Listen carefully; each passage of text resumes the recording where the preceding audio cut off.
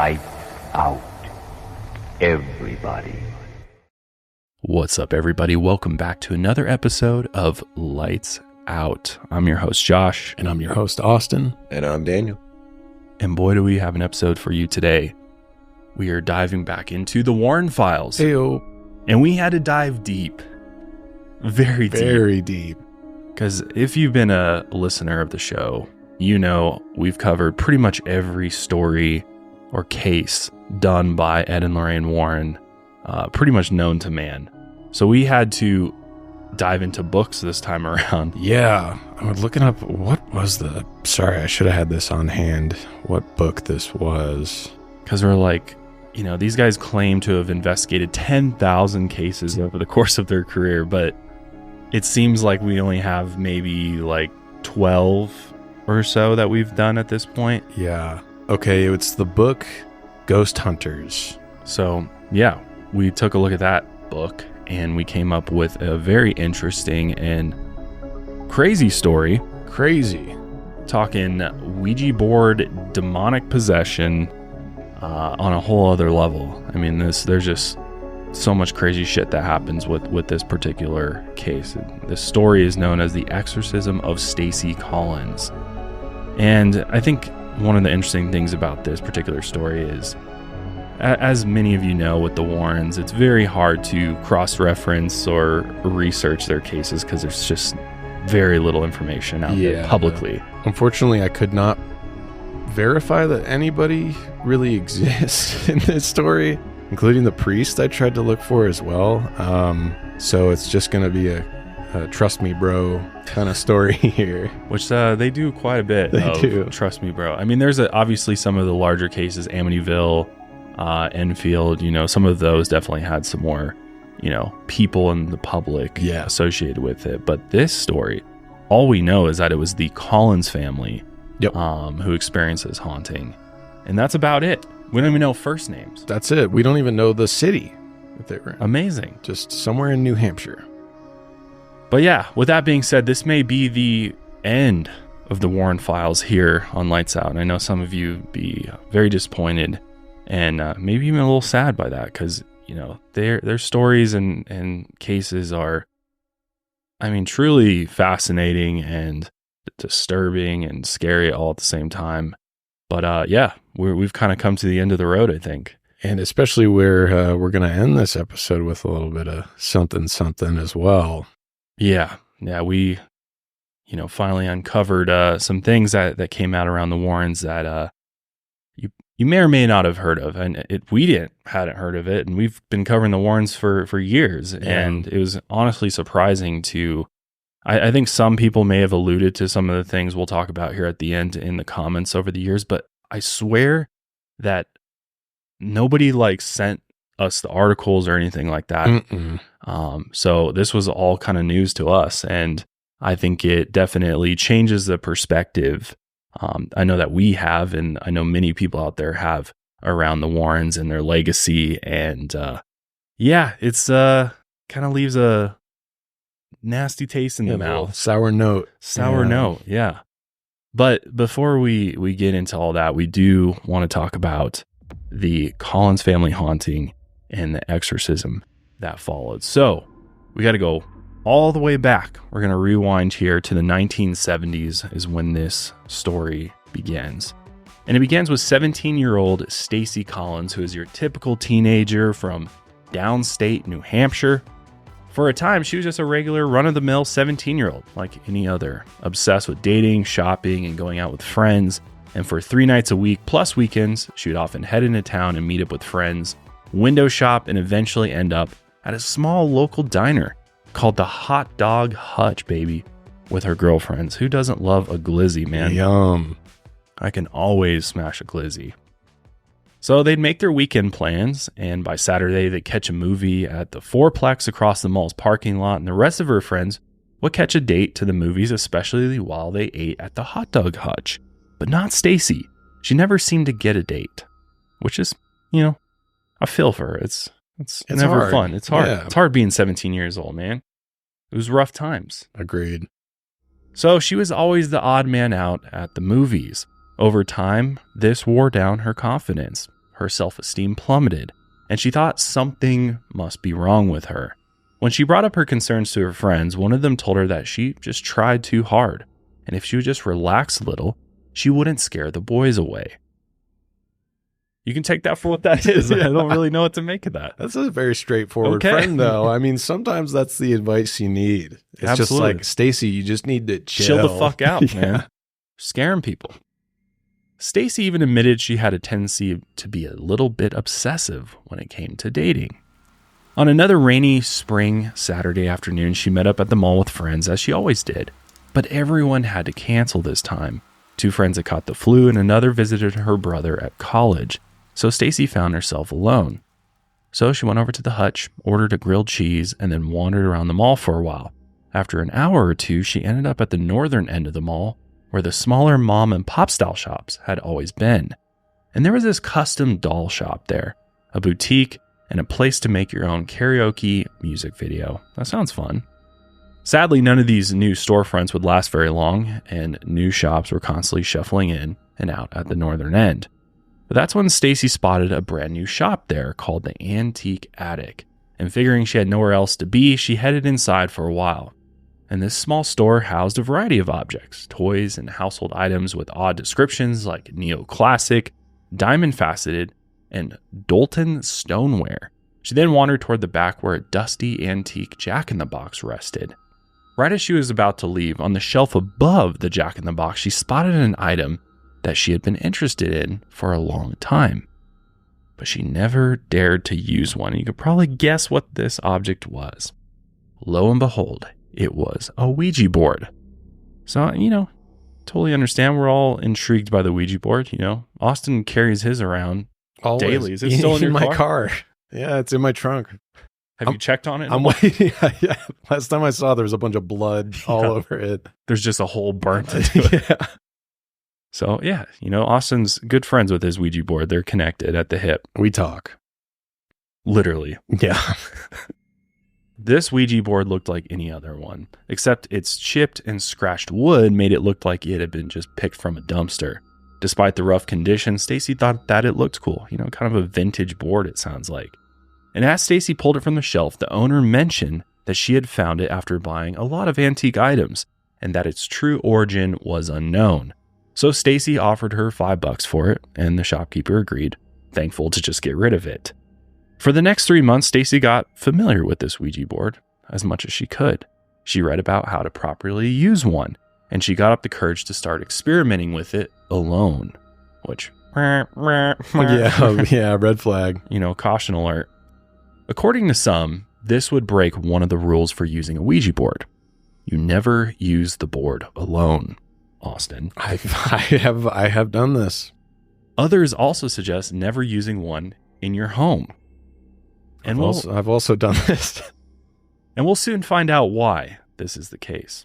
Either way, Stacy figured it didn't matter if they broke the rules, because nothing had ever happened. And she was beginning to think that the board was a dud. Every time she tried to reach out to the spirits, there's just dead silence. As days passed, she figured the board didn't have any supernatural powers, and, she had just wasted $5 at the antique shop. And, probably getting pretty skeptical about it at this point. But she continued to play it as a game just for fun and to terrify her friends, which I don't know if this is really helping her friends' advice of chill out. She's like, Ouija board. We're talking to spirits now. That'll definitely bring in the guys. And it's funny because I did think, do you remember, I can't remember the name of the family, but it was the daughter who was kind of lonely and she found a spirit boyfriend through the Ouija board. Oh, yeah. And I'm wondering if Stacy was, maybe she's like a little lonely. She's like, hey, maybe a cute spirit boy might talk to me through this thing. Maybe. I mean, that's pretty desperate at this point, But hey, who am I to judge? So one weekend, Stacy invited her good friend Jenny Brooks over to her house. Jenny had expressed some interest in the occult and messing around with the Ouija board. Through a friend, she heard that they really worked, because everybody's got a friend who's like, dude, the Ouija board really works. And we're like, yeah, okay, sure. Stacy brought Jenny up to her bedroom on the second floor, and she pulled out the old board. And they sat across from each other, cross-legged on Stacy's bed. They then reached their hands to the planchette and their session began. They agreed Stacy would be the leader in their seance, so she asked questions, called out to nearby spirits, and truly opened herself up to the supernatural. But still, nothing, just crickets. After a while, Stacy got pretty impatient, so she wanted the session to end. But right as she was about to shift the planchette to goodbye, Jenny said she felt a presence in the room, and a look of fear crossed her face. But Stacy saw nothing and felt nothing around her. She thought that her friend was just messing with her, and she told Jenny, "Oh no, it's just a game, what are you talking about?" But Jenny told her to shut the hell up and said that she could hear something. So shit's getting real. Both of them quieted down, and sure enough, coming in through the silence, they could hear a low, rasping voice sound every few seconds. As it grew louder, it seemed to be coming from the bedroom wall beneath her Michael Jackson poster. Was it like, Michael's that you? That's kind of weird, though. It is. That is scary. I think the Michael Jackson poster is kind of scary, too. Totally. I mean, and add the voice to that, it'd be tearing that shit down right away. Yeah. As Stacy moved toward the wall, the noise seemed to emanate from within it, like a scratching noise, like a sickly hand with gnarled nails trying to escape the small space inside of that wall.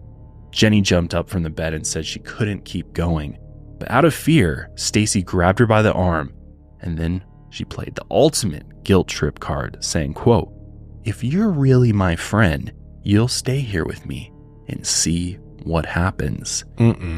Jenny looked at her in the eyes, and the scratching intensified, and it now sounded more like a large claw literally tearing through the drywall.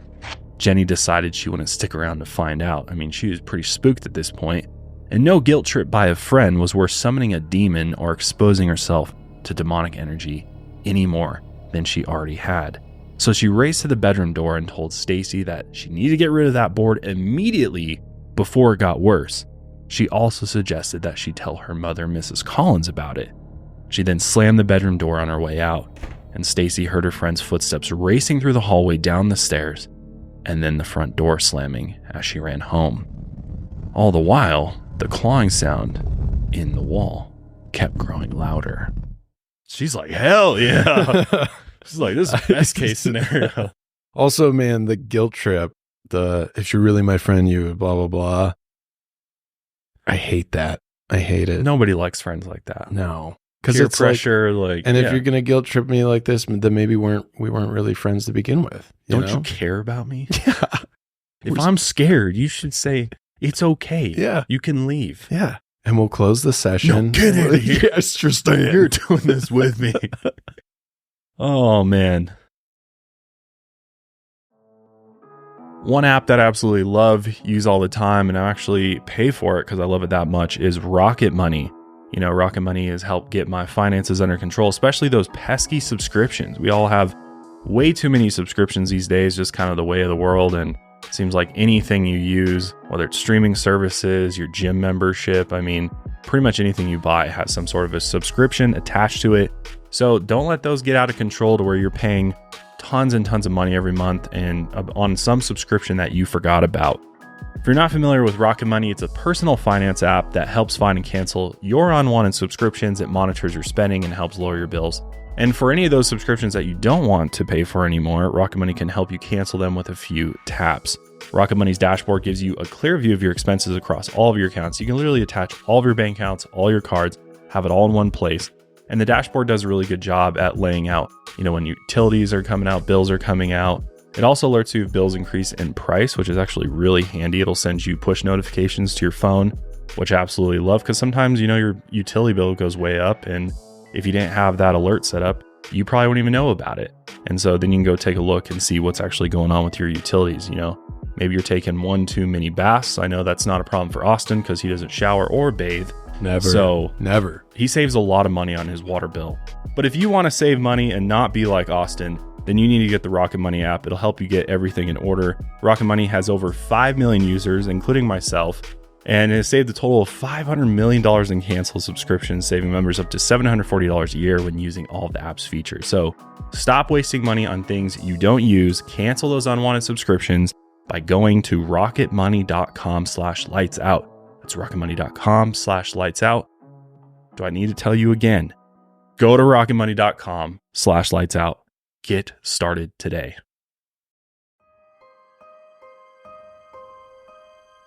But wow, so this story continues. About another month passed after the incident. Stacy's group of friends didn't see much of her like they used to, but one day, Stacy decided to finally come out of her house. She's just been in that room. She's just been locked in there with this demon.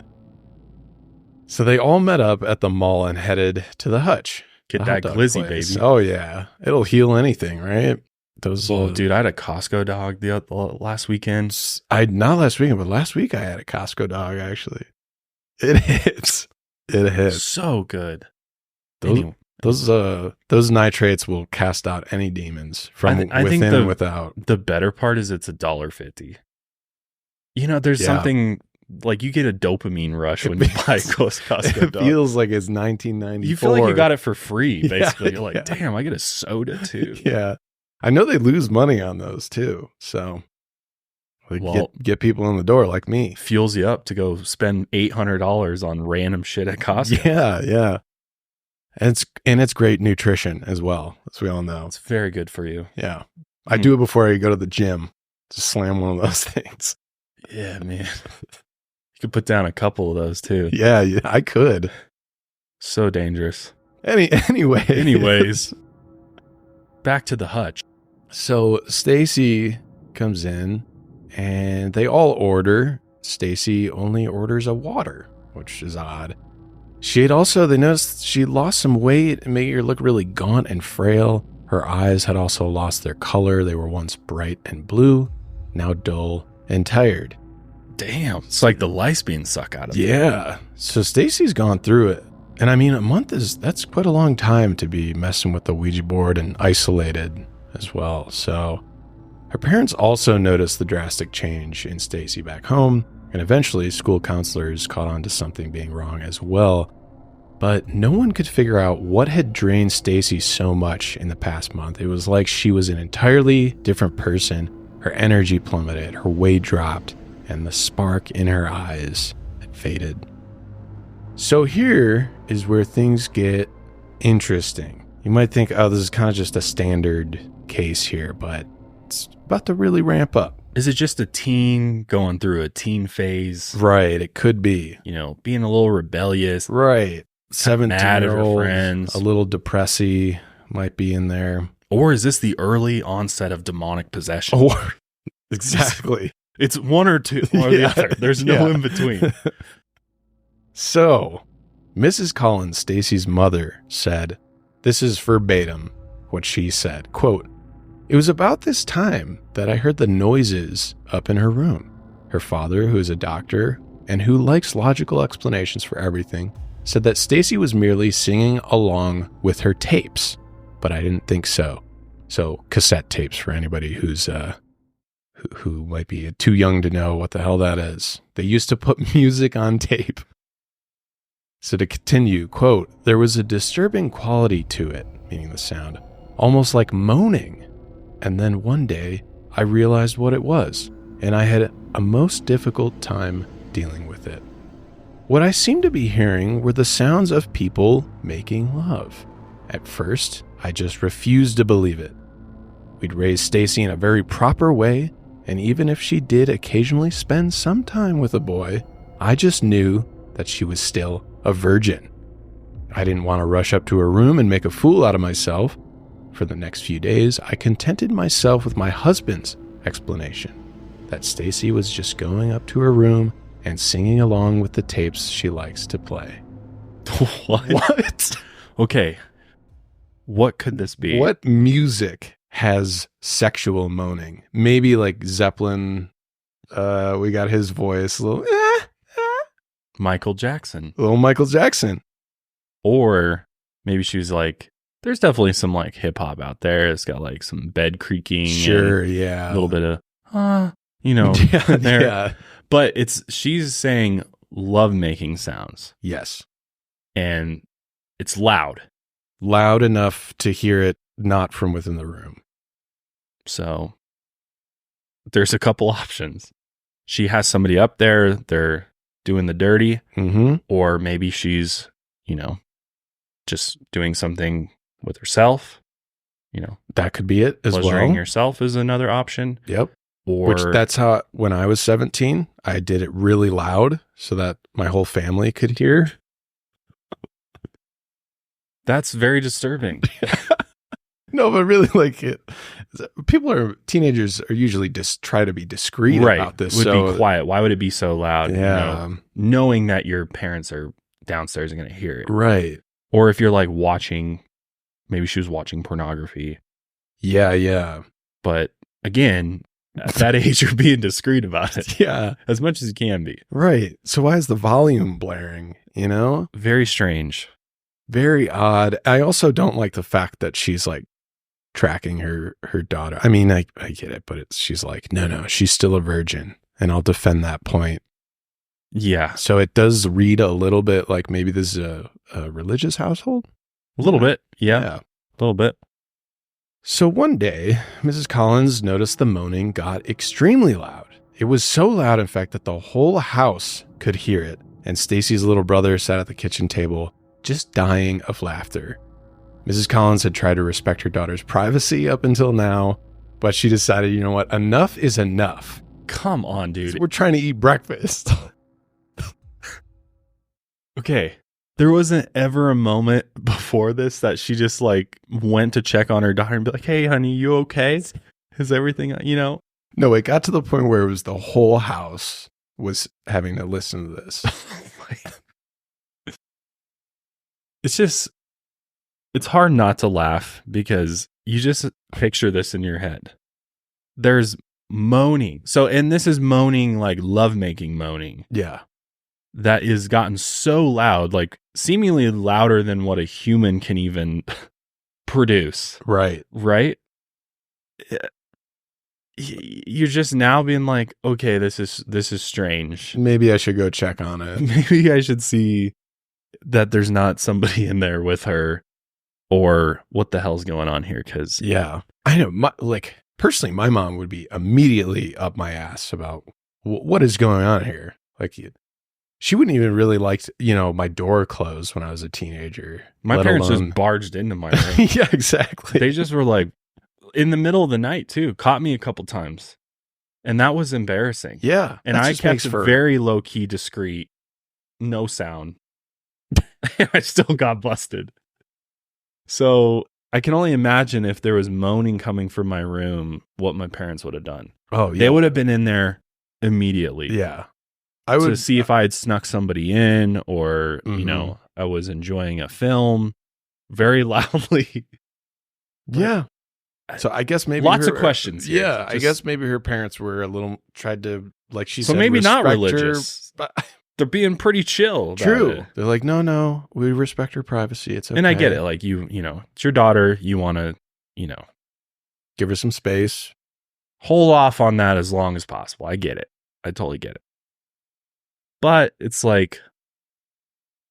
never once asked, hey, are you experimenting? Yeah. What's going on here? Or even just the question, you okay? Yeah. Are you being safe about it? Right. It seems like they're just ignoring everything to the point where it's just ridiculously loud, and they put it off for too long. And just assuming that it's lovemaking sounds. Because what if it was something else? What if she's sometimes you moan when you're in pain? True, yeah. And it could kind of sound like that. So they're not even, it's just what are you guys doing? She stubbed her toe, and that's all that happened. Damn. So Mrs. Collins, she did figure maybe it was a neighborhood boy that had snuck into Stacy's room by climbing the lattice work against the house to reach her bedroom window on the second floor. Very 80s movie-esque. Yeah. The boy climbing in through the bedroom window. Lattice work is the cross stuff you see. Sometimes people grow on it. Yeah. I haven't seen that in years. Yeah. So that was maybe her thought, and she expected to burst into Stacy's room and just catch them in the act. Instead, as she cranked the handle and swung open the door, the moaning and wailing completely stopped. dead silence, and she found Stacy in bed, fully clothed, with her headphones on, listening to music.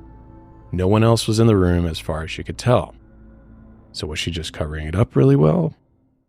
Or maybe Mrs. Collins is just imagining things. Maybe she's got something else on the mind. I don't know. True. She probably had that question when she went in and like, am I crazy? I would. She's got headphones on. She's clearly not doing anything. So why am I here? Going on? Is something trying to send me a message? That I need to have more sex. Yes. So Stacy's obviously laying there. She's startled to see her mother barging in. She took off her headphones and asked, what the hell's going on? But as she spoke, her mother could tell that something was a little bit different about her. Her anger was fierce, which was out of character for her. And Mrs. Collins understood that, she had violated her daughter's privacy, so she had a reason to be upset. But her daughter's strange, lower tone of voice suggested that Stacy was no longer Stacy, her daughter. She was also incredibly thin by then, with dark circles around her eyes, and her nails had been chewed down to the skin until they bled. To me, this is like, we need to go to the hospital. Yeah. Something is not correct here. As Mrs. Collins scanned the room, looking for a hiding teenage boy, she noticed the old Ouija board in her daughter's room for the first time. Stacy had kept it a secret from her family for nearly 4 months. Mrs. Collins said, quote, while my husband was raised Protestant, I was raised strict Catholic, so they are religious. And even a glance at the Ouija board told me it was a sinister presence. Because of course. Of course. That's the first thing you think of. See the Ouija board, you're like, all right, adds up. Yep, evil. So I asked Stacy why she'd have such a thing in her room, and she told me that it was none of my business. Only rarely did she talk back to me in this way. So this sets it up of like, this was such a drastic change in their daughter that she's immediately going like, okay, it's not my daughter just being a teenager. Yeah. It's this object in her room. It's got to be doing something. Yeah. It's very obvious. So Mrs. Collins, she tried to confiscate the board from her, but when she reached for it, Stacy jolted from her bed, slapped her mother's hand away. In a low timbre, she said, "Leave it alone, it's mine." I just got chills.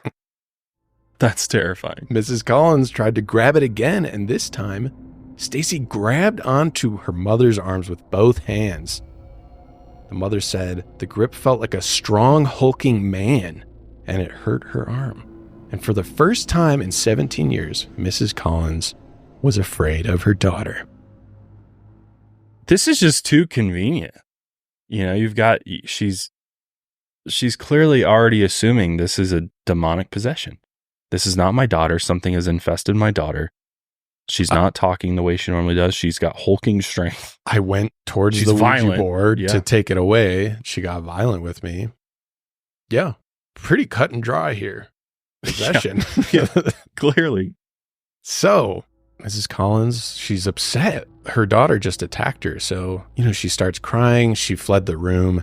And the last image she saw was Stacy cradling the Ouija board like a newborn child. She loves that thing. Time to get some help. Yeah. Time to get some help. We need to call the doctors, call the priest. Her dad's a doctor. Yeah, true. Yeah, Like, where's he at? Get in here, Dad. God. So, sure enough, in comes Dr. Collins. She remained in her room until her father got home from work, and after Mrs. Collins basically filled him in on the altercation and this crazy drastic change in their daughter, he stormed his way upstairs into Stacy's bedroom. He found her in a fit of rage, still protecting the Ouija board and never letting it go. I can't help but say this. What? I just am picturing Gollum with the ring right now. Yeah. And this is Stacy. Do you have a good Gollum impression? My precious. My precious. Oh, that's even better.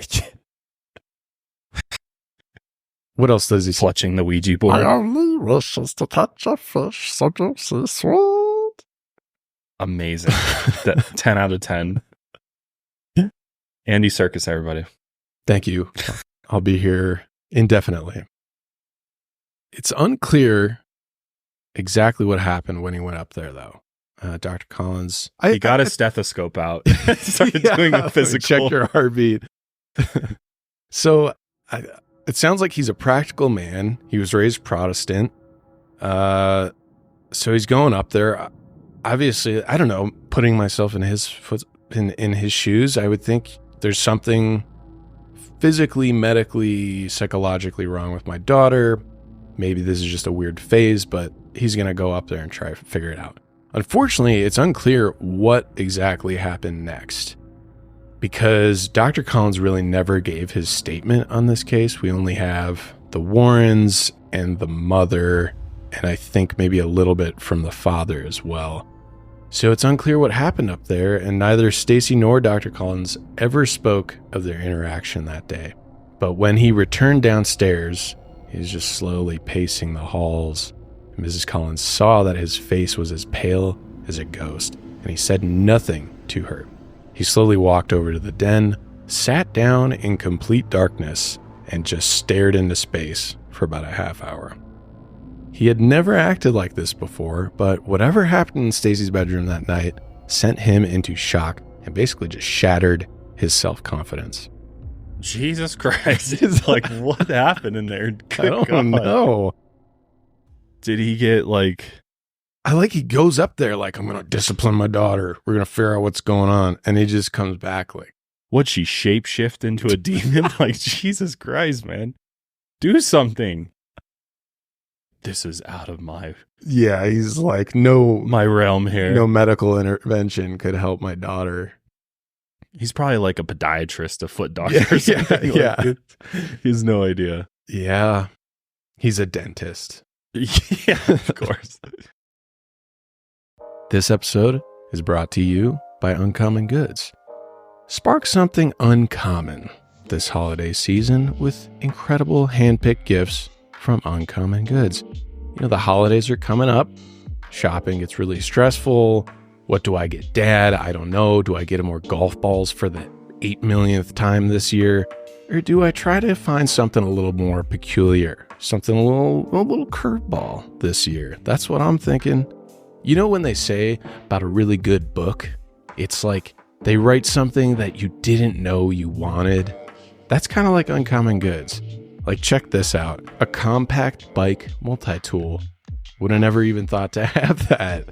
My brother actually has one of these acupuncture tension release mat. This is supposed to draw blood flow to the skin. It's supposed to be really healthy for you. I tried one last year and it hurt really bad, but I do get it. And they say it gets much easier the more you do it, and just pulling that blood to your skin. There's a lavender weighted, heated, and cooling wrap. Come on. But you know, when I think of my dad, I think of the outdoors, I think of camping. There's these cool beeswax fire starters, which I've used before. Those are actually really solid. If you're a little too lazy to get all the kindling, you want to skip that step, just get these sweet beeswax fire starters. You're good to go. And that's the best part. You get a gift for someone through Uncommon Goods. It feels like you were the creative one. You're like, no, I thought of this. No, they just have the cool creative stuff already there for you to pick.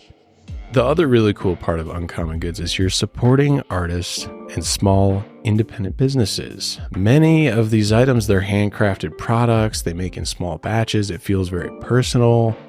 And so go shop now before they sell out this holiday season. So to get 15% off your next gift, go to uncommongoods.com/lightsout.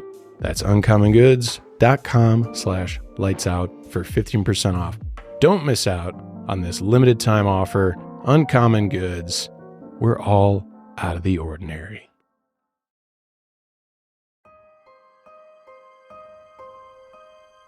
Well, for the next 3 days, the Collins household became a living nightmare.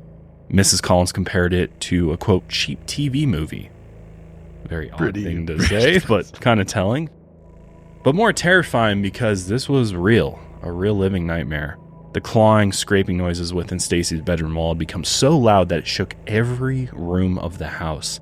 And the pounding and moaning of intense sexual ecstasy could be heard all the way from Stacy's bedroom to the first floor dining room. Nice. Imagine those family dinners are awkward.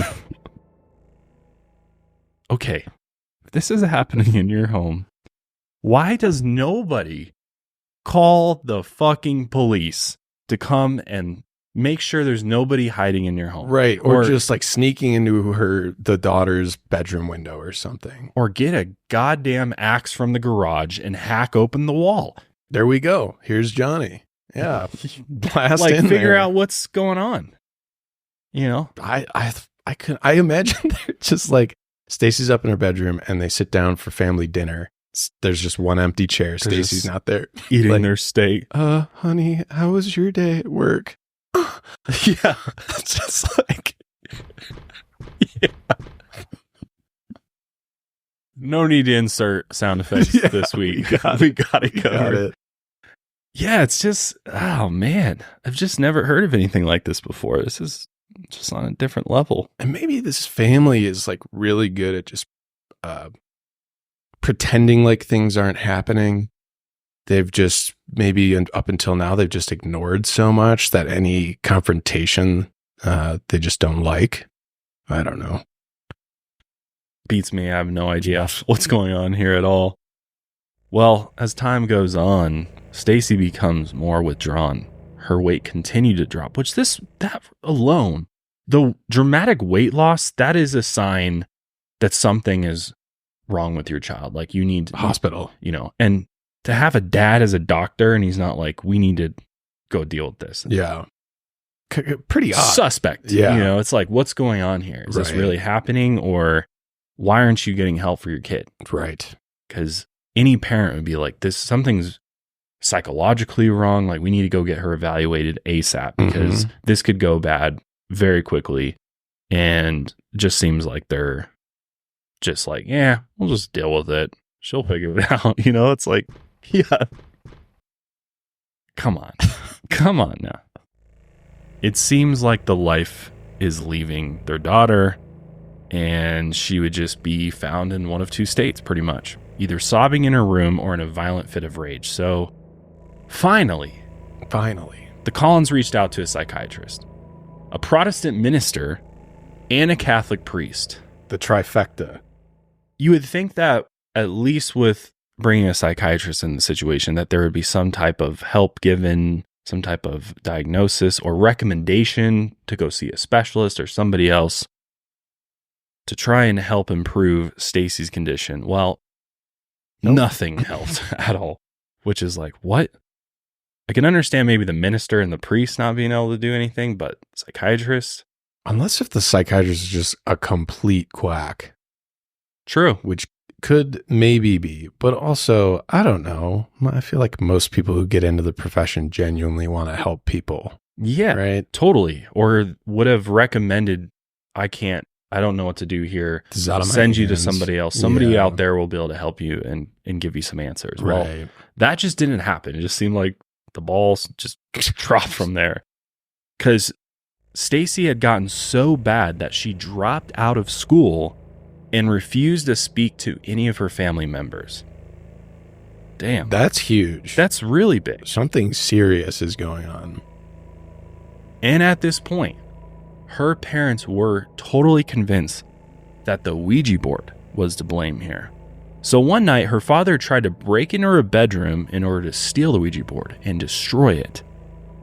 When he did, the bedroom was dark, but the vague shapes of furniture and objects could be seen by the faint moonlight of her bedroom window.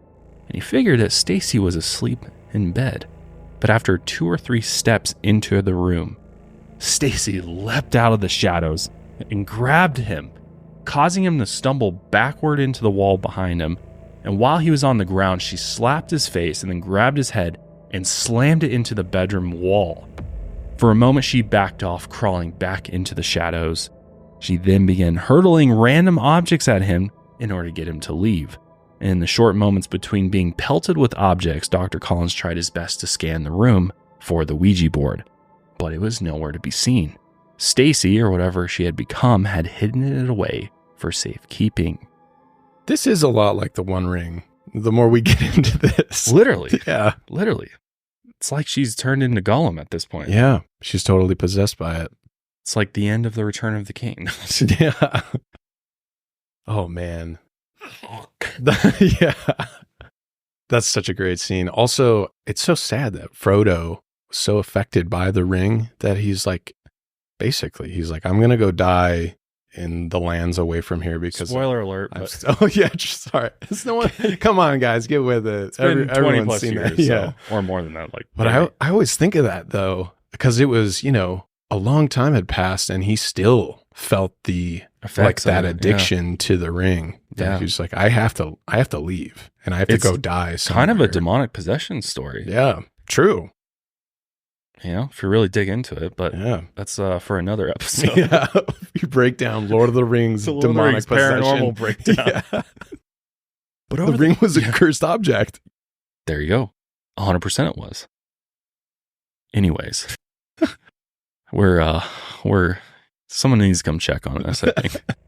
Over the next 2 weeks and 3 psychiatry sessions later, Stacy was eventually admitted to a psychiatric hospital in upstate New Hampshire. My God. About time. Like, come on, dude. This took so long. It took her physically attacking her father. And her mother. Yeah. She technically already attacked both her had mother. to be attacked before they were like, all right, this is beyond our control here. And according to her mother, when they put her into the psychiatric hospital, they tried to give her a couple different tranquilizers, but even these barely calmed her down. Which is like, what? That's crazy. That you don't hear about that every day. Her intense fits of absolute rage continued, and so did her obsession with the Ouija board. Late one night, an attendant at the hospital entered Stacy's room to check on her. They noticed that Stacy was not asleep, but sitting upright in her bed. In front of her, they saw the same old Ouija board from the antique store. Somehow, she had snuck the board into the hospital. Although to this day, no one knows how that could be possible. So we've got some like fucking teleportation. Like, what's going on here? Is the demon like picking up the board and snuck in the hospital and gave it to her? I don't even know what's going on. This is crazy. And after hearing about this incident the next day, Mrs. Collins said, you know what? Bring in the big guns. And she reached out to Ed and Lorraine Warren. She's desperate. She's like, these guys have done this a zillion times. They'll have the answers. So let's talk about the Warrens a little bit. We've covered them quite a bit. Most of you know who they are. You know their story. But if you're not familiar, we'll give you a quick little rundown of the Warrens. So Ed Warren was a famous demonologist, self-taught, mind you, and Lorraine was a clairvoyant and medium. They were a husband and wife duo, had worked together for about 50 years in the paranormal business. They even created the New England Society for Psychic Research, or NESPR, and over their career, they claimed to have investigated over 10,000 paranormal cases. And they never charged anything for their investigations. Instead, they made money by giving lectures and licensing their stories.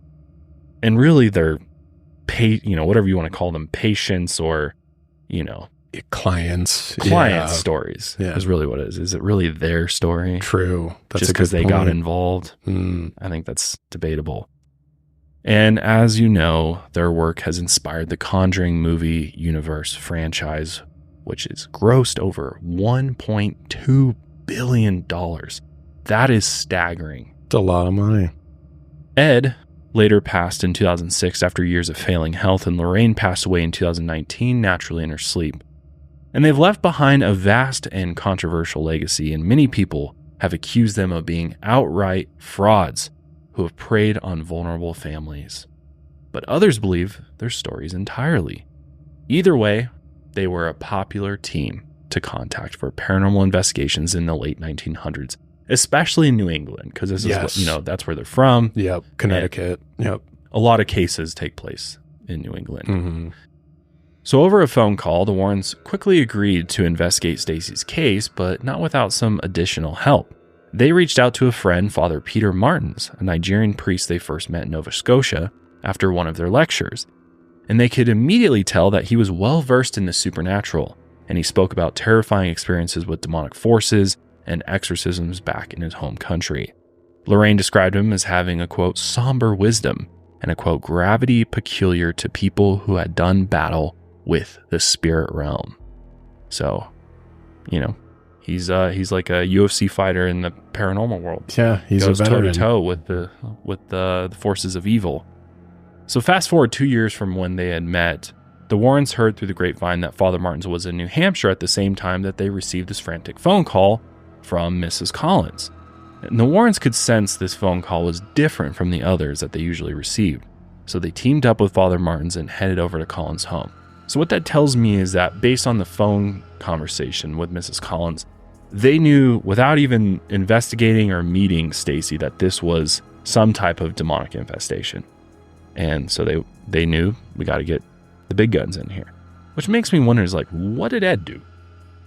Right. Like, I know he did some like basic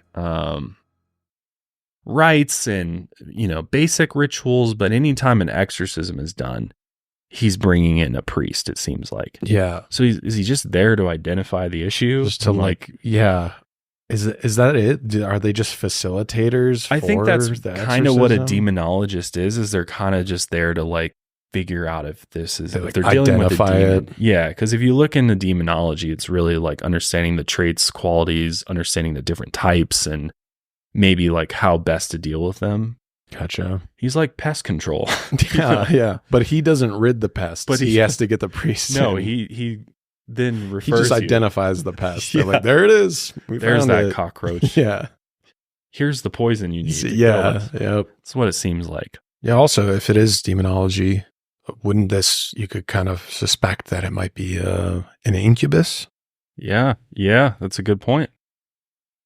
He should have been able to identify that Yeah. based on the moaning. Come on. So when the Warrens arrived at the scene, they all noticed two things that were not discussed in the phone call. The first thing was that Stacy's experimentation had gone beyond the Ouija board. While searching her room, they discovered Stacy and her friends had been collecting occult paperbacks that taught oaths and rituals. Allegedly, Stacy had been performing what she had learned from these books. The second thing was that Mrs. Collins admitted to seeing a shadow figure moving along the upstairs hallway one day. She described it as a black fog, and it floated into Stacy's room. Mrs. Collins admitted she didn't tell anyone out of fear people would think she was losing her mind. That's like the Jackie Hernandez case, right? Yeah, fair enough. This was all the Warrens needed to hear to believe that there was a demonic infestation at play. Ed called it a, quote, classic case of somebody experimenting with the occult and virtually, if not literally, inviting the demon into the household. Ed then told Mrs. Collins to let the psychiatric hospital know that they would be there soon. I'm sure the psychiatric hospital's like, Oh, God. oh God, not again. Dr. Larson, the man overseeing Stacy's medical treatment, hesitated to invite them Yeah. because he's like, oh God, this is going to make things way more complicated than they need to be. But according to Ed, he finally agreed because apparently the treatment that they were doing there just wasn't working. And so why not? Why not bring Ed and Lorraine over there?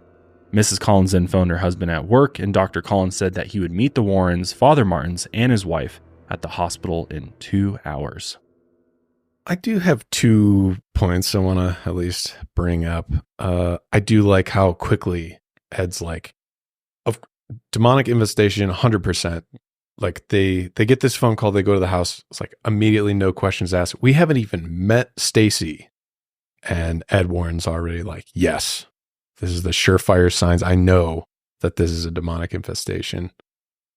Okay. No investigation needed. No. Not a single paranormal tool from the toolbox comes out. No. It's just, you saw black fog. Oh, yeah. Oh, occult books.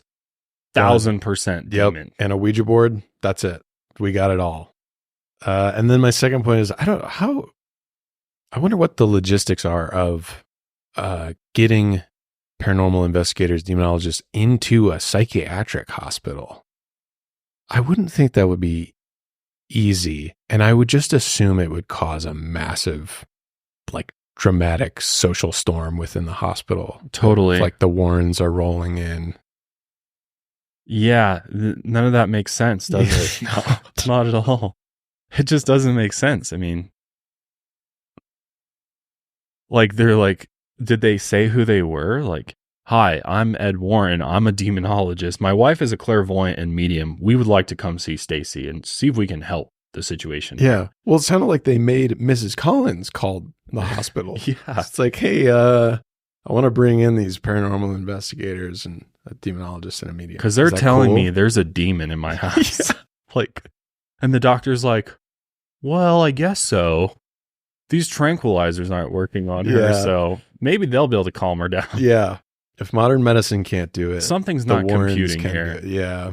I'm sorry if I'm asking too many questions. Maybe I should just accept it. Accept this as real. Yeah. Reality. Why would the Warrens lie to me?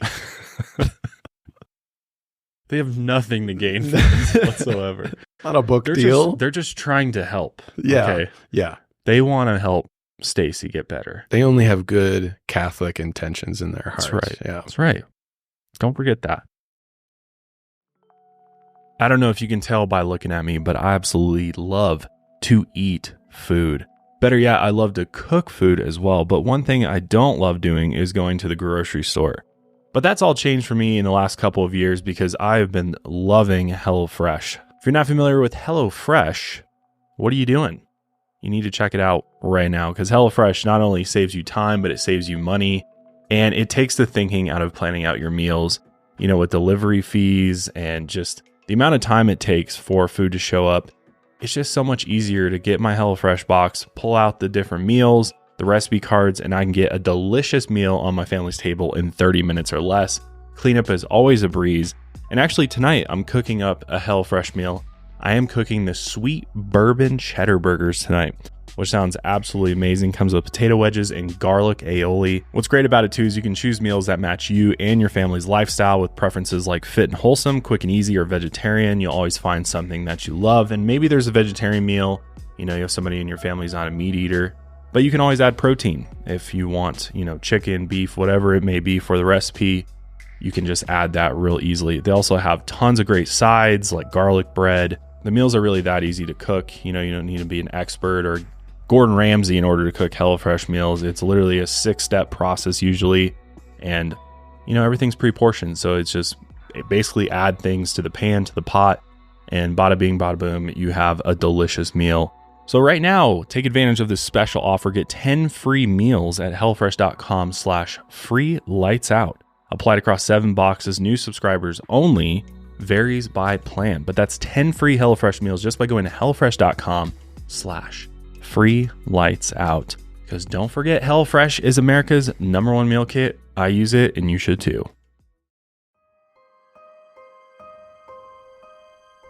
So with their good Catholic intentions, they headed over to the hospital. It was a dreary day in New Hampshire. Because of course. Yeah. It wasn't a bright sunny. Oh, that wouldn't make sense for this. No.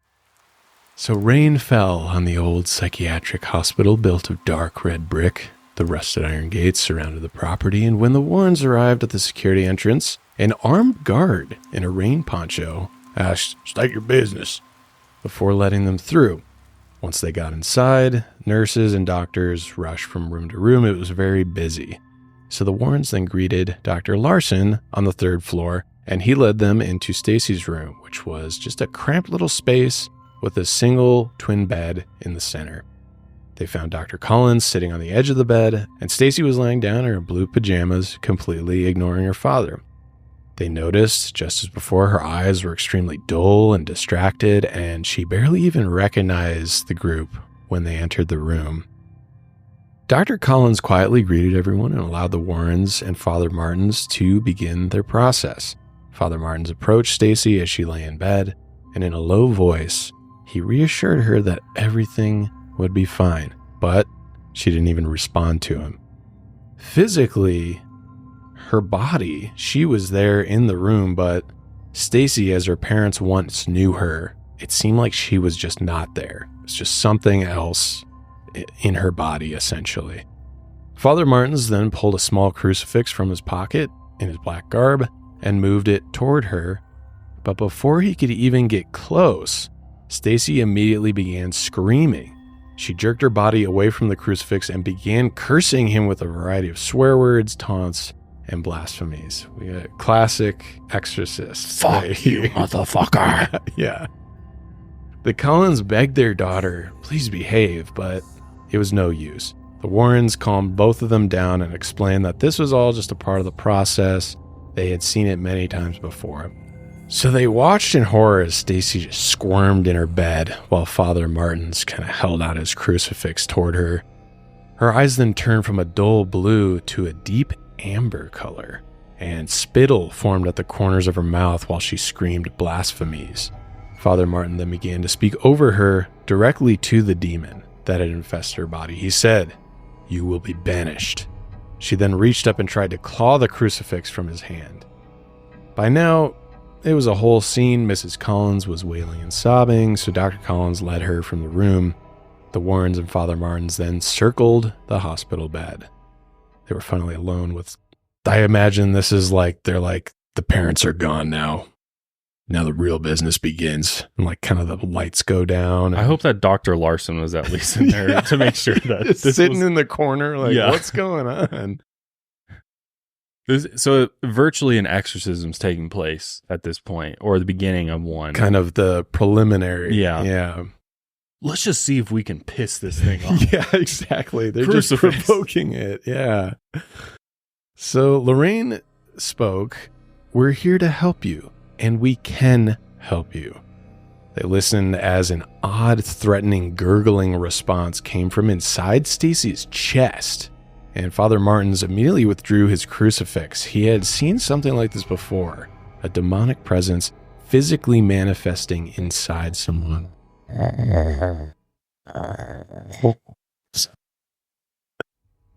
Just like that. Exactly like that.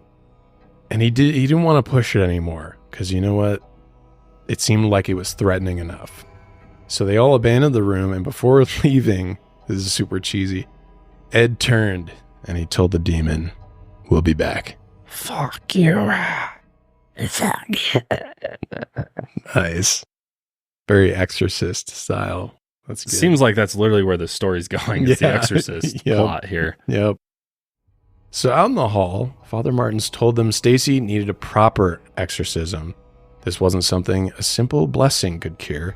He needed permission from the Catholic Church, but that would usually take some time. He also requested that another priest join him. Within 18 hours, which this is wild, the turnaround time on this, the church provided Father Martins with another priest and the permission to go forward with the exorcism. Main line to the Vatican, it seems like. We got it. I think you have to get, you have to get a bishop's approval? Yeah, I'm pretty sure. It's like which a bishop kind of runs a whole region. Seems like they should have called Father Mort. Get him fly in him here. over. Get the big guns in here. Here. Speaking of 10,000 cases, that was like the same number, 10,000 exorcisms or something like that? 15,000? Yeah, it was more than that. It was more than 10,000. I think he said like 50,000 or something. That's crazy. Yeah. Multiple exorcisms a day. That's right. So before returning to Stacy's room, Father Martins performed extended prayer and meditation sessions throughout the day. He also performed a black fast, which is a strict form of fasting where he did not consume food or water while the sun was up. After sunset, he only ate bread and drank only water between his sessions of prayer, sleep, and he also went on these little walks. They were like meditative walks. Lorraine was worried that this would take too much out of him and that he wouldn't be prepared for the demonic exorcism. As Lorraine put it, exorcisms are, quote, one of the most physically demanding rites in the church. She's basically like, hey, you need a big boy breakfast before we get in here. You need to hit the Denny's. Yeah. Get that Grand Slam breakfast before we... Where's the hot dog hutch at? That's right. Get a couple glizzies. Some protein, man. Yeah. So on the day of the exorcism, Father Martins put on his purple stole and openly prayed to God to release Stacy from the demonic grasp. As they approached her room, Dr. Larson paced the hallway. He was actually worried if he was making the right choice by just letting these people in here to perform an exorcism. He's got to be worried about his job. I know, and your reputation. Seriously, right? Like, what are the other doctors? Like, dude, what are you doing, man? Yeah, Dr. Larson, he's a bit sketch. But his spiritual side figured, you know what? Maybe this is Stacy's only option. And I think we got to think about the time period. True. It was different. Yeah. It was a little different. right? That's fair. Like nowadays, yeah, this probably would never happen. Right. And it'd probably be all over the news if this Oh, was yeah. going on, right? Oh, yeah. Like this TMZ. hospital's letting it. Yeah. TMZ would be there. Yeah. How are they always there? They're always there, dude. They always They're have really quick on video. that. Yeah. A little too quick A sometimes. little too suspiciously quick. Yeah. Huh.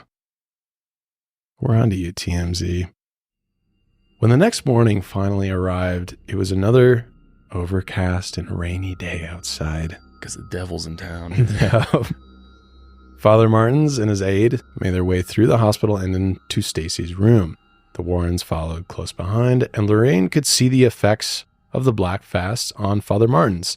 Apparently his hands were shaking, his eyes were glassy from the lack of sleep, and his voice was raspier than usual. And this is supposed to prepare him for an exorcism? How does that make any sense whatsoever? So I think He's filled with spiritual energy. it's the fasting is The supposed physical to... energy is gone, Yes. but spiritually he's at all-time high. The fast is to give him spiritual strength. Okay. Not physical strength. All right. Well, here's what happens next. They settled into Stacy's room and hovered over her bed, and they began the process reciting prayers and blessings. Father Martins demanded that Satan, in the name of Christ, the Blessed Virgin, and all the saints, leave Stacy and the Collins family home immediately. Throughout the exorcism, Stacy violently reacted to Father Martin's words and emotions, lashing out and nearly striking him at times. Other times, Father Martin's exorcism sent shockwaves through Stacy's body. Lorraine described her as, quote, being shot with invisible bullets as she rides in the bed. Sometimes her screams sounded like sexual ecstasy. Sometimes her screams were pure pain. It's coming from Lorraine. Yep. So she's just there for the ride, I guess. It's going to be okay, sweetie. Yeah. Like, it's okay. Like, why isn't Lorraine, like, trying to talk to this demon and, like, reason with it?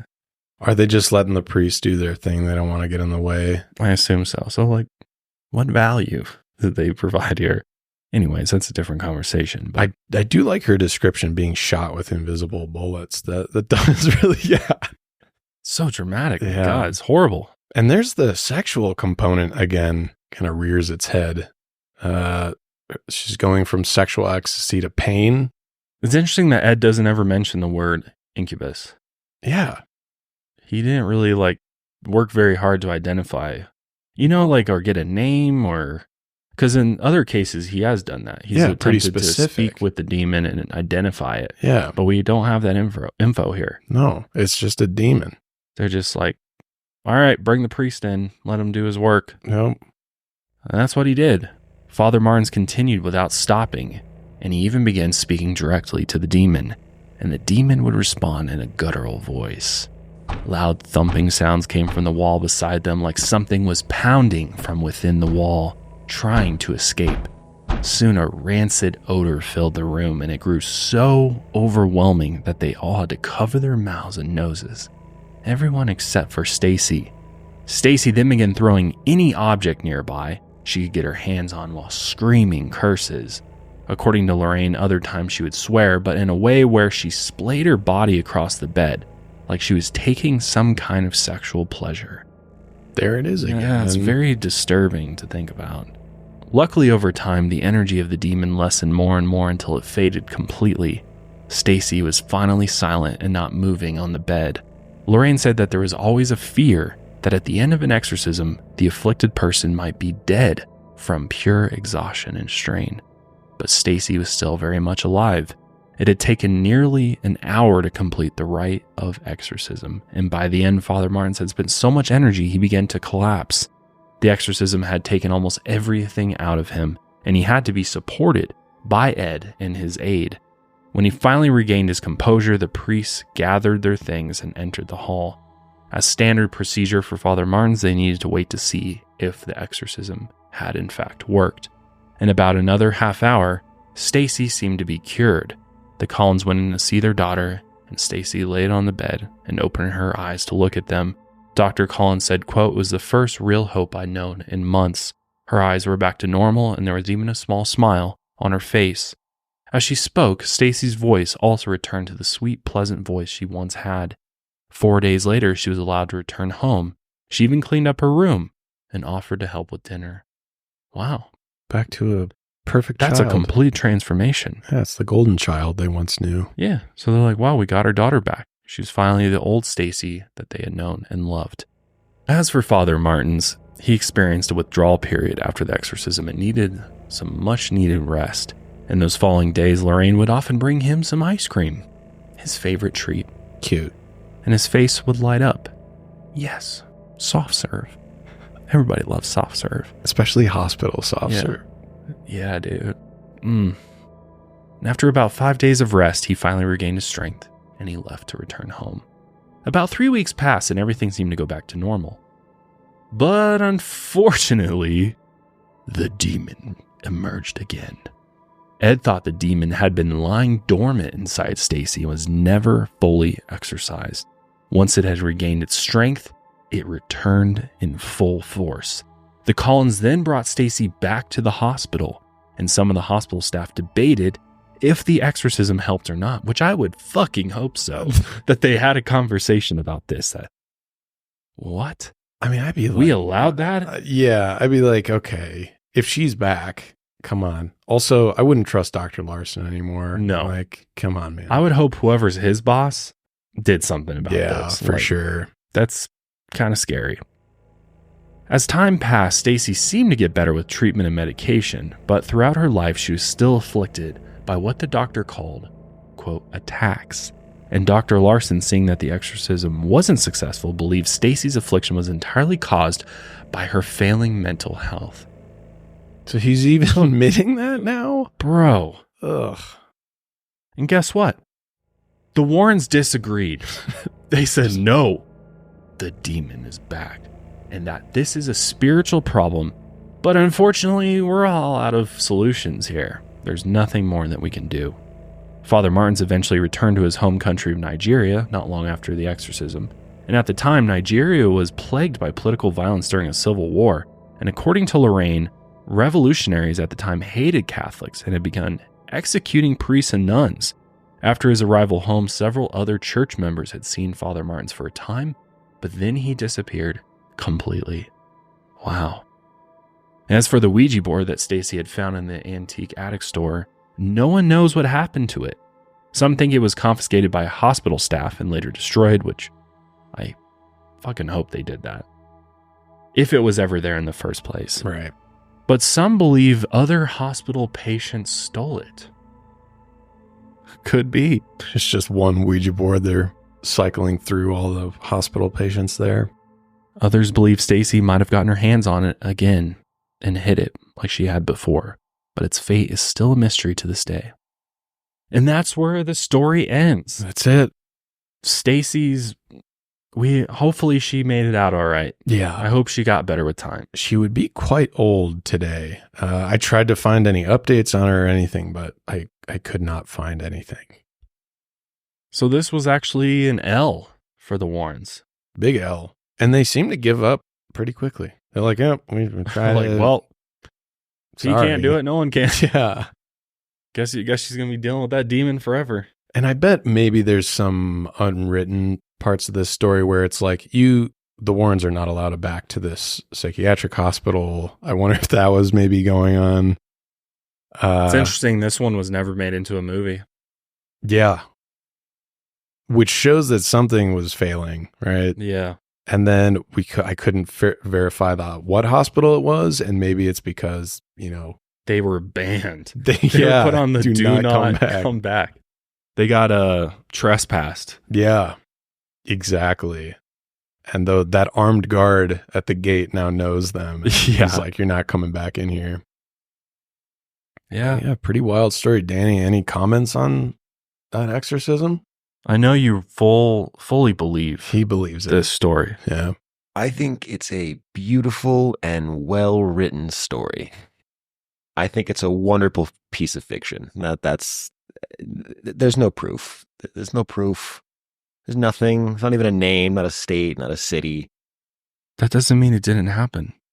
But trust me, bro, coming from supposedly the most well-known and renowned paranormal investigators of all time, I need a scrap of evidence, like a name. Just give me a name. Stacy's not enough. Give me a surname. Give me Well, we got photo. Stacy Collins. We got her last name, but I couldn't verify that she even existed. Is that because it's A pseudonym? yeah, There pseudonym. are stories where they want to protect themselves, so they don't give specific details. So it could be that going on. Or are they trying to protect those involved Right. from being hounded and, people like coming up and asking them like, hey, heard the Warrens investigated you. Right. What yeah, happened? Yeah. You know what I mean? Maybe they're doing it out of a place of like, we're trying to protect the people that we work with. So we don't release all the details, That could be true. which I think is probably like an angle that they've used before. They probably had several cases out of the thousands that they did where the family was probably like, we don't really want this story out there. If you use it, don't use our real names. And because Don't this use where we're happened in a from. hospital too, right? Like, so Right. there's the, HIPAA privacy there. Right. So maybe there's a reason why that never came out. And the dad's a doctor. Right. So he would have known how to, make sure that the real names and places don't ever get out there. yeah. But And it's okay to make a book on this, Right. We're Yeah. good with Yeah. that. Just don't put the No detail. real details. Yeah. It also makes the parents look a little bad too. That they took so long to. A little bad. It makes them look like bad parents for sure. Totally. It also it makes the doctor from the hospital look really bad. So I could see how maybe some people just wanted to protect their identities in this one. Maybe I'm biased due to the next part of the episode. Then we can circle back to I gotcha. it weakened my trust in the Warrens completely. My already very thin trust. Yeah. Gotcha. Yeah.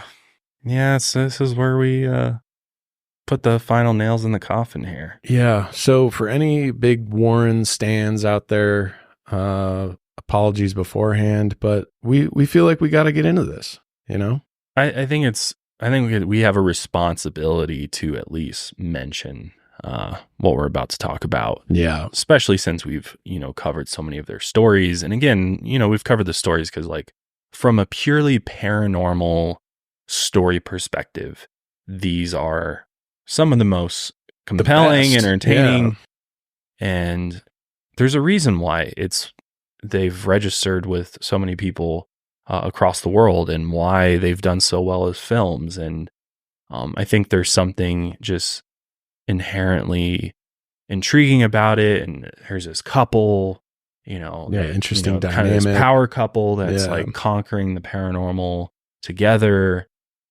with their special skill sets. And, I think that's why we're all drawn into it, right? Yeah, it's a and good. the movies really amplify that. And like we all fall in love, like I love the actors that play Ed and Lorraine in the movies. Yeah, they're and great. I think it, from that perspective, it's very entertaining, and you totally become a fan of that. Yeah, and I think that was, pretty strategic that we all do love the Warrens in a fictionalized film, Right. but that often doesn't track to reality, right? You could say that about a lot of Everybody, different, yeah, actors and people out there. for And sure. people have some sort of fame, right? Yeah, but it is very obvious, that the Warrens on screen didn't really track in real life, and we'll dig into it a little bit here. We're not really going to cover the hoaxes. If anyone thinks we're alluding to that, we're going to talk about something else. So whatever your opinions on their paranormal careers might be, it's safe to say that these gentle, empathetic Warrens we see in the Conjuring universe are not really true to life. Because allegedly, in the early 1960s, when Ed Warren was in his 30s working as a city bus driver, he initiated a relationship with 15-year-old Judith Penny. Lorraine knew the whole time. Top studio executives of the first Conjuring film were made aware of the allegations just weeks after the Conjuring film opened in 2013. So in 2017, The Hollywood Reporter ran a big story about this alleged affair that Ed Warren had with a minor at the time, Judith Penny. The following is mostly from that article, along with a Vox article that ran on Halloween Day last year. If you want to read into it yourself, you're more than welcome to. We'll post the Yeah, we're going to sources. kind of summarize the article a little bit and, pull the key takeaways. Yeah. So Judith Penny, who was in her 70s at the time of her sworn declaration, said that she lived in the Warrens' house as Ed's lover for 4 decades. An attorney for the movie studio claimed in court papers that a disgruntled author and a producer were suing the studio over profits from the franchise, and they were possibly pushing this story of the Warrens' personal lives as a part of a vendetta. So keep that in mind. The Sparrows, who this is the Warrens' daughter and son-in-law, claimed they never witnessed any misconduct and believed that Judith was manipulated into making these accusations. So the following are the allegations made by Judith Penny. So keep that in mind. These are allegations. We're not speaking on this as its truth, but this is her truth and this is her story. So at first, Judith stayed in their Bridgeport house in a bedroom directly across from the Warrens' bedroom. Eventually, she moved into a separate apartment built for her above the home.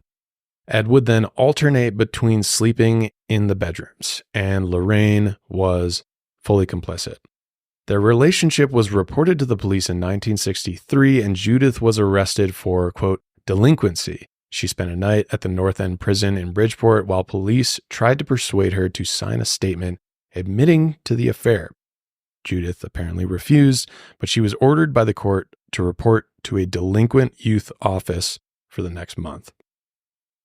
Ed was never investigated. Ed then continued to pick her up from school every week and drove her to the mandated meetings that she had, the delinquent youth office meetings. Ed told her many times that she was the, quote, love of his life, but Judith was often described as Ed's assistant or liaison as a way to keep their relationship hidden. Her presence in the Bridgeport house even got a nod in a 1980 book about the Warrens, The Demonologist. The affair would allegedly continue until just a few years before Ed's death in 2006. And in 2017, Judith said, quote, as I'm older now, I can't even fathom why Lorraine let me stay there. Lots of times I think about it. Why did I do this? Why did I screw up my life like this? Sometimes I get angry thinking about it, how so much was taken away from me. Yeah, very, very disturbing, to say the least, that this happened and went on as long as it did. And I'm so confused as to how the police never investigated Ed. What was the situation there? Was it just the police felt like they didn't have enough proof? Or I think what happened was they were like, she's a delinquent youth. We can't trust anything that she says, and we're going to believe, even though this scenario is completely weird. Yeah. And we'll find like she was from a broken home, and they kind of took her in as their own child, so to speak. They were her guardians. So there's some layers of complexity there. But then it gets worse. Yeah. In May 1978, in her 30s, Judith allegedly became pregnant with Ed's child. According to Judith, Lorraine then persuaded her to have an abortion because the birth of a child could become a scandal and could ruin the Warrens' business. Judith claimed that Lorraine's, quote, real God is money. Then they tried to get Judith to say that she was raped. She didn't, but she ultimately did go ahead with an abortion. Judith also claimed that Ed was abusive toward Lorraine, and one time she witnessed Ed allegedly backhand Lorraine so hard she lost consciousness. She said, quote, some nights I thought they were going to kill each other. I was just like, wow. Lorraine's attorney, Gary Barkin, says the family has no knowledge of the alleged conduct, and Lorraine, who is 90 at the time of the accusations, was in declining health and unable to respond to these allegations. Lorraine's attorney also claimed that they had taken Judith in when she was 18 because she came from a broken home and was neglected as a child. While the Warrens went to investigate paranormal cases, Judith would stay at their home and watch the house. They also said that when she lived with them, Judith had a long-term boyfriend for much of the time, whom she eventually married, and the couple spent holidays with their family. It appears that Judith has... Did you want to say something? Yeah, just one thing that I'm noticing now after going through this story again. It is odd they specify she was 18. Yeah. Why would you take in an adult, a legal adult? I mean, I can see it, maybe if she really needed a guardian, but you're a legal adult at 18. So, Well, maybe it was more of like a job type of thing. Like that's the thing I'm Okay. curious about is I'm sure there's records like, was she an employee? Did they pay her right, to be right. like kind of their assistant? And watch their house when they were gone. Yeah, I guess that makes sense. So yeah, it seems like, But they specify it's like we brought her in because she was from a broken home and neglected as a child. So I don't know. I'm just a little confused on that.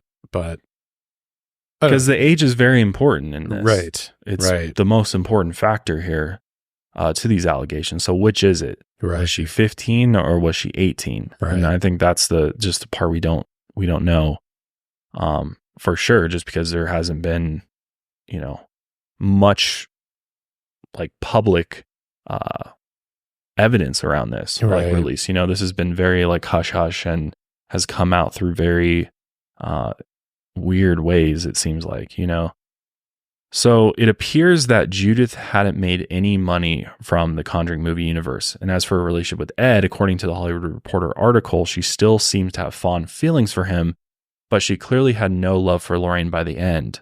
Judith and Ed's relationship allegedly ended in 2003. She then married and remained friendly with Ed until his death in 2006. Even still, Lorraine's deal with New Line Cinema, who produced The Conjuring, had some strange restrictions. And this is kind of the part that I think we're all like, okay, if this, if these allegations aren't true, why would this be included? Yeah. And this is on paper. This is on paper. We do know for sure. So these were some of the contract stipulations that Lorraine had added to her deal with New Line Cinema. And this is what they include. The films couldn't show her or her husband engaging in crimes, including sex with minors, child pornography, prostitution, or sexual assault, and neither the husband nor wife in the movies could be depicted as participating in an extramarital sexual relationship, which is like, whoa. Yeah. Why does it? So specific. Yeah. And like, why on earth would any of these things ever even be a part of a Conjuring movie? Right. Especially considering that these are our protagonists in these movies. Why would on they earth want would to they? throw in that Ed is like a pedophile? Like what? They wouldn't even want to do that. Yeah. In my opinion, it doesn't even make sense. It's very specific. It's very specific. And I think that's what's so sus about all this is like, Yeah. why? If none of that is true, then why are you worried about it? Yeah. And is it just like maybe they're to give Is it them be- the benefit of the doubt? Is Yeah. it just like, hey, we want to protect our image and this is just kind of a blanket legal statement?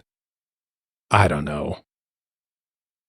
Or she knew that this was eventually gonna, make it out there publicly, and this was kind of her just like, well, these allegations are, false, and I just want to get ahead of it, and I want to make sure that it doesn't somehow get spun into because I think I can understand being overly cautious when working with like a big company like that, New Line Cinema. Sure. And when you are being personally represented, like their name is out there. I could understand why you would want to go to great lengths to protect yourself from a company like that, to skewing your image or making you out to be something that you're not.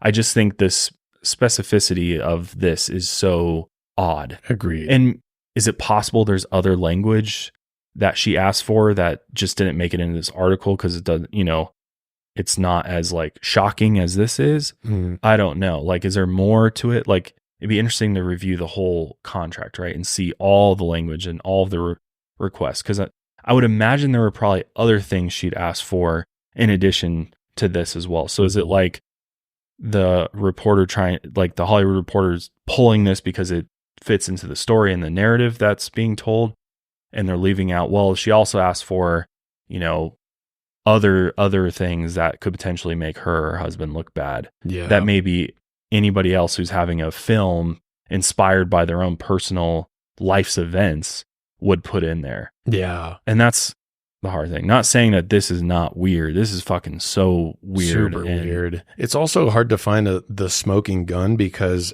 it was this Lorraine requesting these, Mhm. or was this what like their lawyer was like, hey, we're going to whip up this blanket Right. statement and be very careful about it.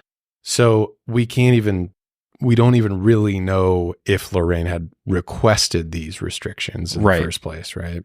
Because talent attorney Jill Smith argued that many legal deals prevent depictions of certain types of behavior that are, quote, not relevant to the underlying story, in which typically the person is not known to have participated.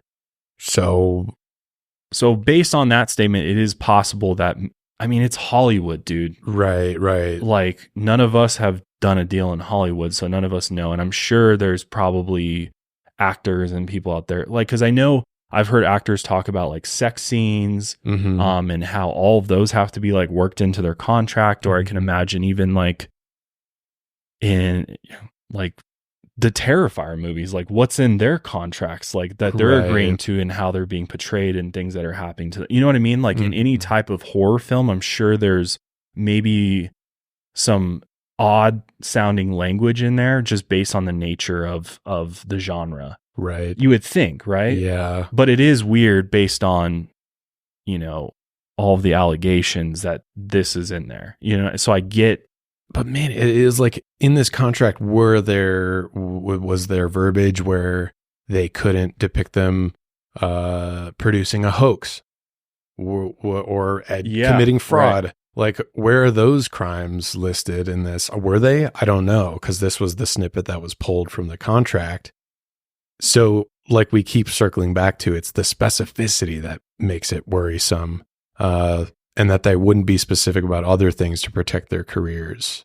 I don't know. Because there's also one of the producers who was suing, because there was a whole bunch of legal drama around the Conjuring films and who had the rights to it, the copyrights and all that. And there was a producer that was like, clearly had a, like, it seemed like he clearly had a vendetta against them, and was like outright calling Ed a pedophile, and like was going very, very hard to try to, you know, I guess influence the litigation and, you know, try to like insert himself into the deal. And so it got very, very nasty. And that's, they were trying to, you know, you could say they were trying to sow some doubt in to what was happening, which is why the circumstance and the timing of Judith's allegations coming out made it a little more suspect. Not to say that she's lying, but it's like, oh, why did this come out when it did just after the first Conjuring movie? Right. I think it's all things to consider. Yeah. You know, and again, we're not saying that Judith's allegations are not, you know, not true. Right. Because, yeah, I mean, it's her truth. If that's what happened, and, you know, who are we to tell her that it didn't? So exactly. But as a small side note, aside from the sexual allegations, Judith also said she helped Ed videotape the White Lady, if you remember her from I do. One of our previous episodes. That was a the while Union back. Cemetery. Yeah. So we talked quite a bit about the White Lady, the ghost who haunts that cemetery in Easton, Connecticut. And Ed claimed he caught the ghost on tape in the summer of 1990 after camping out in the graveyard for a week. But Judith claimed Ed wanted to make a video showing what the White Lady would look like if she were spotted, so she wore a white sheet for the filming. So again, is he hoaxing here? Seems like it, but is it also just thinking ahead of like doing some test videos or something? Who knows? But I think it does speak to the idea that these guys are like con artists, they're hoaxers, they're they definitely were trying to make something out of nothing. It seems like quite a bit. So definitely something to keep in mind. But either way, Judith's allegations have left a permanent stain on the Warrens' legacy. And they have also become a strong reminder that the couple's image on camera is not a true representative of who they were in real life. Right. And I think that's an important distinction to make. And clearly something New Line Cinema, has made, is that this is like, it's inspired by, we're not doing a, fact for fact. And like, this is a direct representative of them. Right. It's Hollywood, right? It's Hollywood. So I understand why, people feel the way that they do about the Warrens. I think there's so many things that are very suspect, especially as you heard in this episode. This one was very suspect for me. It was for sure. there have also been documentaries like poking holes in some of their other ones. And I know that even their first like major one, the Amityville Horror, has a lot of people have poked a ton of holes in it, even that one. But yeah, it's hard because it's like, they produce a lot of really great paranormal stories to tell. I think that's at the heart of it, right? And that's why people love the Warrens, not the real Warrens, but just the Warren files, this kind of legacy of putting the paranormal to paper and getting it on film, yeah, kind of making it a bit more mainstream where at one point it wasn't. And I think that's basically why we are attracted to these stories. So I'm okay with just believing that there were total hoaxsters and frauds and sexual predators. That's whatever, because I can kind of separate in my mind that the movies that I'm watching that's not Ed Warren, that's not Lorraine Warren, right? Well, couldn't you argue too, like every single paranormal story ever told is a hoax? You know what I mean? Like, what do you do? What is that? What you do? Because, like, I mean, let's be real. It's like there's so many stories where there's just the paranormal is exactly what it is. It's like we're not able to capture this like groundbreaking evidence, and it's hard to explain. You can pick apart almost every piece of evidence brought forth during a paranormal investigation in some way, shape, or form. Right. And that's what makes it the paranormal, is there's a little bit of faith, there's a little bit of belief that goes into it in order to make it entertaining for yourself and to enjoy. It's ghost stories at the end of the day, right? Yeah. It's there. It hasn't really changed after all these years, and obviously, like, we're starting to develop, scientific techniques to investigate the paranormal, which I think is awesome. Let's apply silence. Let's apply science to this and try to find ways to detect these anomalies and the unexplained. And I think it's good that we're kind of breaking away from the religious dogma a little bit and trying to look at it without sort of that biased approach. Yeah, like the Catholic lens. Yeah, of and demons and exorcisms. Exactly, yeah. And associating everything spooky that happens with a demonic infestation or some type of ghost. You know what I mean? Yeah. And that maybe there's things that we just don't know yet, and we haven't yet figured out what is the cause or the source. Right. Yeah, and that was always one of my biggest gripes is like, how do we have a rule set for these things? Things that are paranormal and we cannot explain. How are people whipping up like categorizing these things and naming these things? And I don't know, it seems a bit, it makes me feel like it's a bit bogus when you can narrow it down so specifically. With so much confidence. Yeah. Right. And then you do the things that you're supposed to do for it and it doesn't work. Right. Yeah.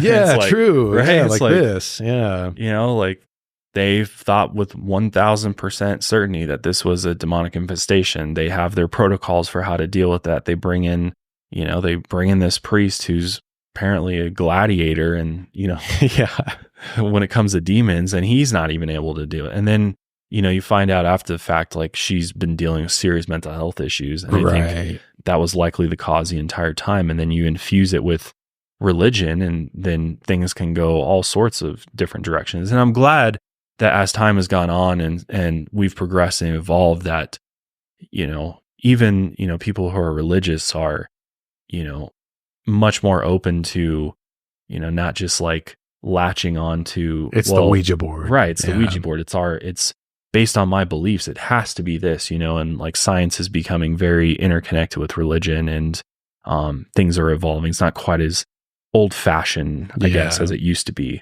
when it comes to that, which I think is great for all of us in society. And I think time period really plays to the Warrens' advantage throughout their cases, because it's very much, religion was still very much a kind of a controlling factor for a lot of people, and people were very influenced by their spiritual leaders and stuff. And I think as time has gone on, and as more and more spiritual leaders get exposed for the heinous humans they really are, not all, but some people have put less and less faith in those so-called leaders and, are thinking more critically for themselves. And, maybe you still believe in God, but you also believe in science and medicine and doctors and the understanding of the brain and like understanding. Because again, like if you think back to this time period, there's all these mental illnesses that hadn't even been discovered yet, right? And we didn't understand. And now with technology and science, we're able to